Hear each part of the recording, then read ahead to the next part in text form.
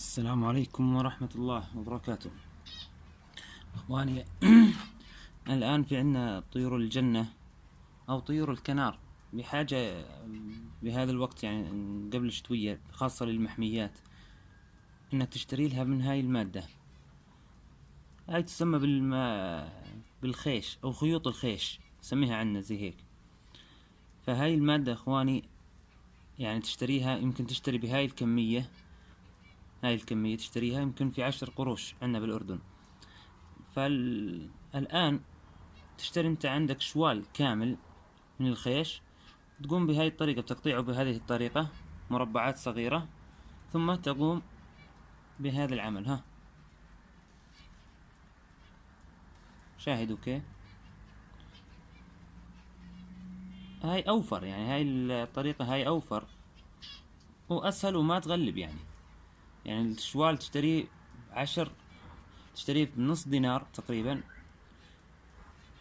يعني بكفيك لمدة سنة لمحمية، مش فقط لأمر معين، بس لمحمية فقط.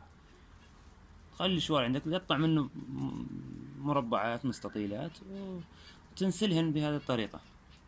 تضعهن في مكان معين، هم لحالهن، يعني لا تضعهن في جو العش، هن لحالهن ياخذن هاي الخيوط ويسوون فيها العشوش بهذه الطريقة. تسوي عندك كمية كبيرة، بالذات بالأخص قبل الشتوية الطيور تحتاج، يعني حتى الطيور اللي ما عندها شوش، الفراخ، بتسوي مكان حتى تنام فيه تدفى فيه بالليل من البرد.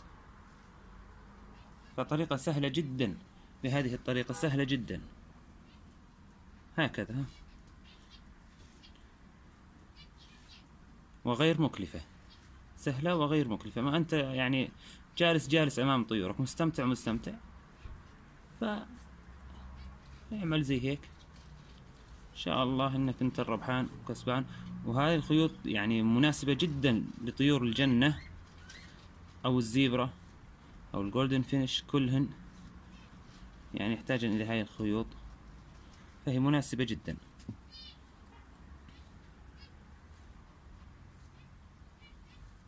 خاص في هذا الشهر، شهر 11، يعني بلش الجو عندنا هون بلاد الشام بلش يصير بارد بالليل، فهذه الطيور تحتاج إلى هذه الخيوط. لا تشتريها، اشتري شوال كامل خيش من أي محل أعلاف، تلاقي عنده شوالات فارغة فاضية، يعني حتى هذه أو خيمة، في بعض الخيم تأتي من هذا زي هيك، بعض الخيم، خيم الخيش، اشتري لك أو يعطيك إياها صاحب إليك أو زي هيك، يعني ما غير مكلفة جدا. تقوم بهذه الطريقة، ثم تضعها في مكان محدد أو في أي مكان أو في أرض المحمية، تقوم الطيور تلمها لحالها.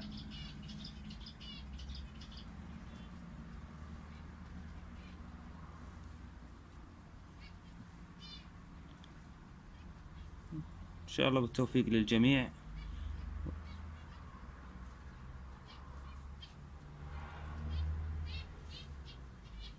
الآن جاهز، يعني شوف الكمية من القطعة الصغيرة هاي تسوي فوق ال4 عشوش للطيور. هاي الكمية تعمل فوق ال4 عشوش للطيور. السلام عليكم ورحمة الله.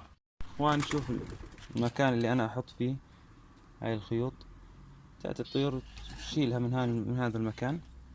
يعني حتى لو في عندك علبة بيبسي، كنت حاط علبة بيبسي، هاي الغطاء تاعها احط فيها الخيوط، تأخذها الطيور.